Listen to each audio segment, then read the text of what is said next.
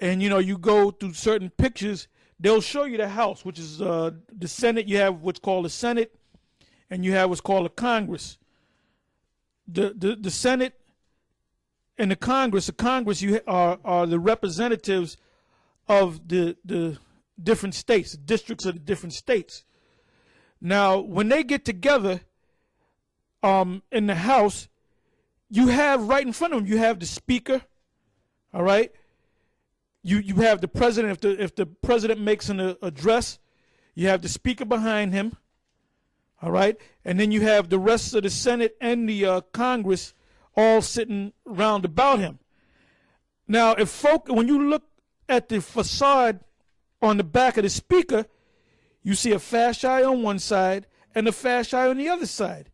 They're showing you it's not becoming a fascist state. It's been a fascist state. That's why they have those two fascis, Roman-style fascis, all right, on back of the Speaker.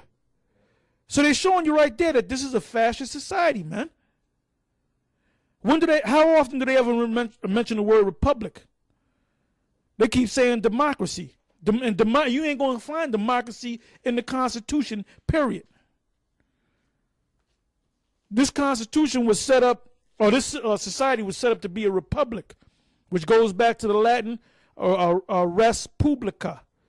Res meaning thing, and publica meaning the people. I'm sorry, public, or the people. So what is the people's thing? The law.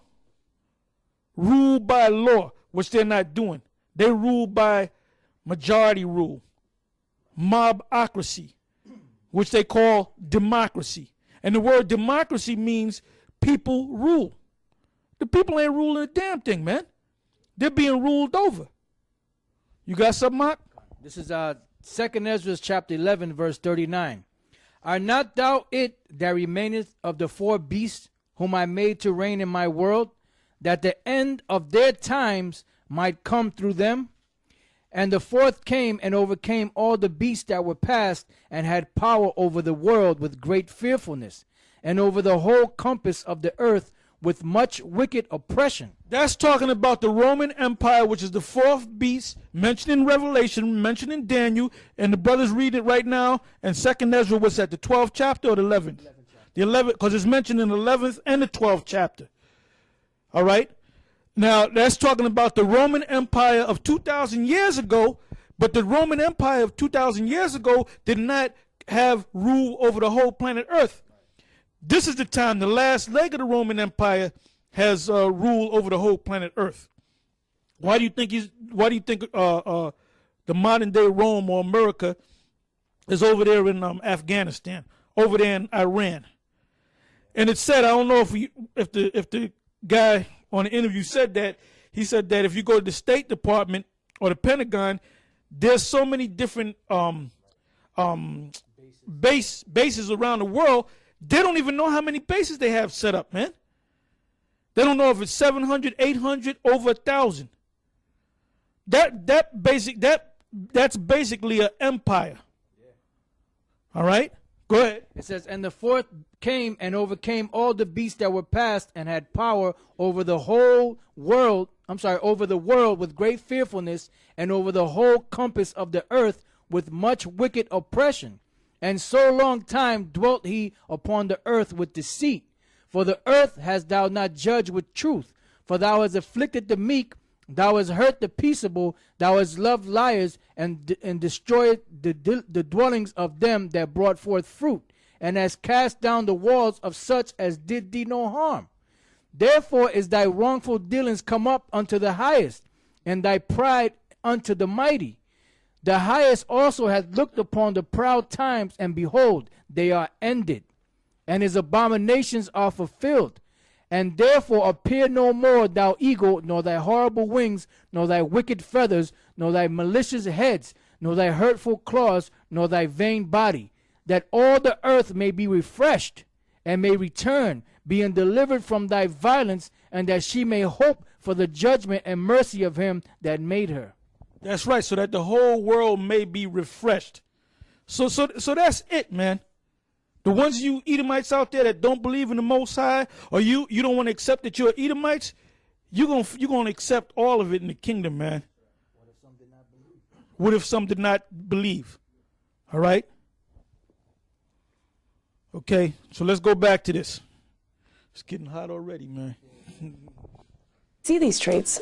Well, I don't think that we're going to see, brown shirts and Nazis goose-stepping in the streets, but we have elements of proto-fascism in American culture today. Whether you look at the vague nature of the politics of the Tea Party, where vagueness, political vagueness, and a lack of ideological specificity is a trait of extreme right-wing politics. The cultural basis of so many Americans, particularly in the middle of the country and in the South, is centered around extreme forms of right-wing Christian fundamentalism, and that religious force is very nativist, racist, bigoted, xenophobic, and anti-feminist, anti-gay. It's very narrow. He said but he said he'll tell you he's not racist. There's no, according to Rush Limbaugh and this guy Sean Insanity, there's no such thing as racist no more.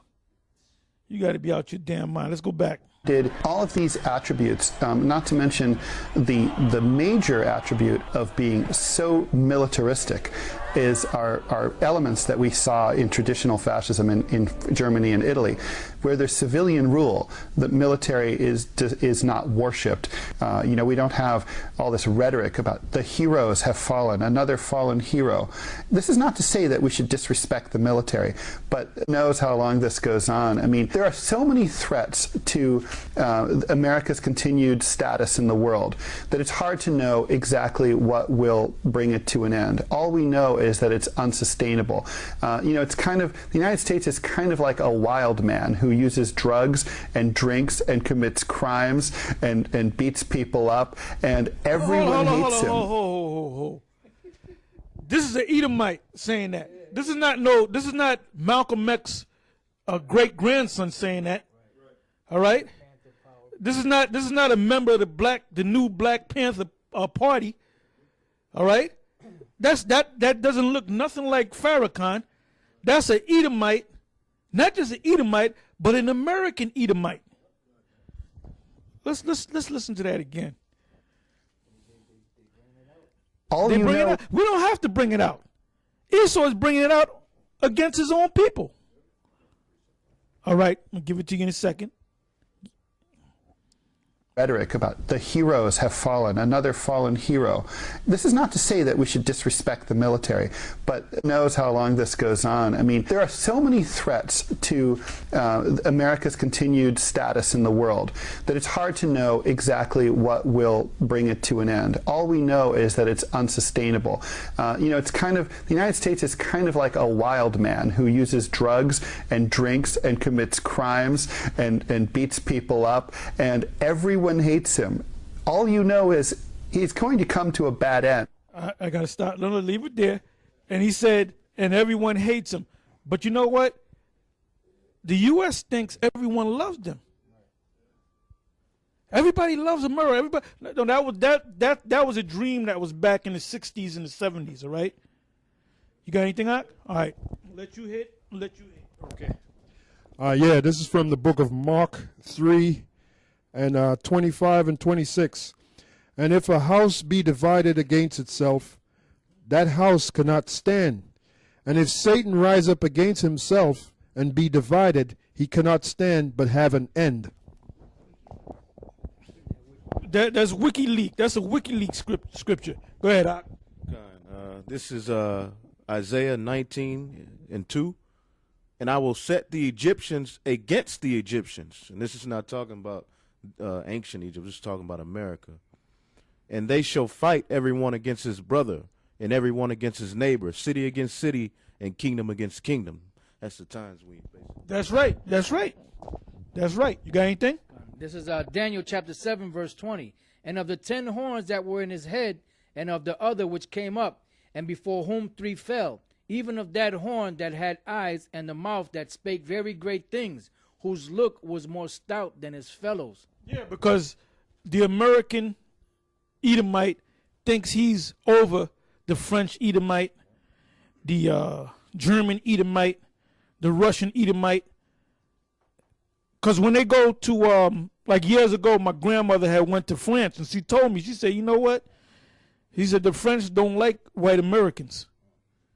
Now, if you were Jake, you had a lot of Jakes that tried to make it, trumpeters and guys that played saxophones and singers that really couldn't make it over here in the States, and they wound up playing in France, and they wound up moving over there to France because they're loved by the people in France. Same thing with Germany. Most of these Jakes that are stationed in Germany, they wind up marrying an Edomite German woman, get married, have kids and all that, and they live out there. They don't that's not a summer home. They live out there. Because the Europeans on the other side of the pond, so to speak, they have more love for Jake than these Edomites over here. You see? Okay, let's go back to this guy. Really can't be sure how, but something bad is going to happen. No, you've cited the enormous amounts of money that is being spent on the military and U.S. defense. If there's so much money available, how come it's not being spent to create jobs for millions of jobless people? And why do we continue hearing that the country's in a recovery? Yeah, it's really crazy. You know, I mean, if you took the $1.4 trillion that were initially spent just to bail out the banks, and you had redistributed that money among all the millions of Americans who were having problems paying their mortgages and who had just lost their jobs in the previous year or two, I remember doing the math and back of the envelope determining that each one would receive a check for $350,000. The reason... Did you hear that?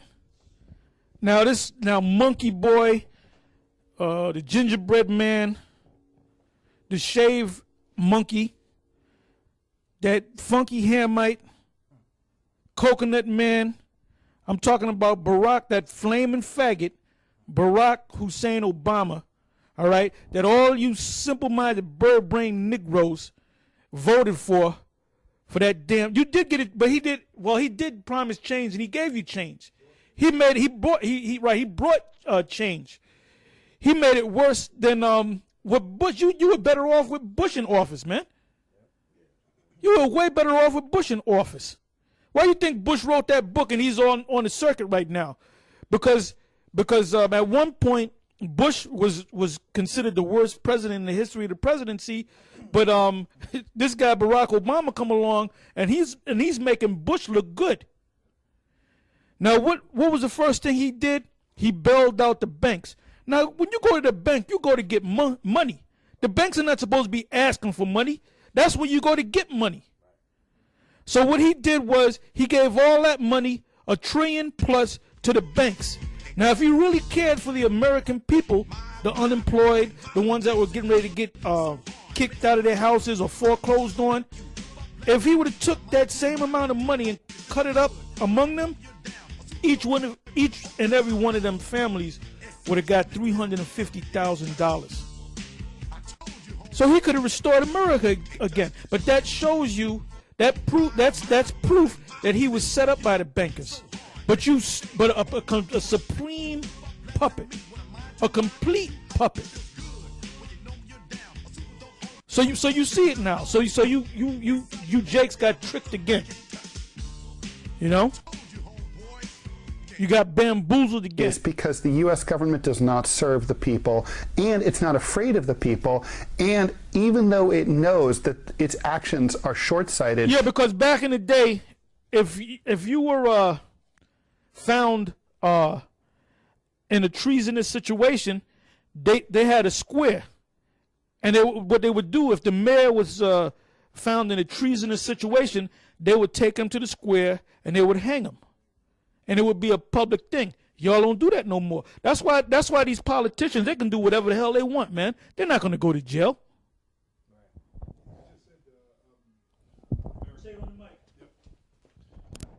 Yeah, because he just said the American government doesn't serve the people.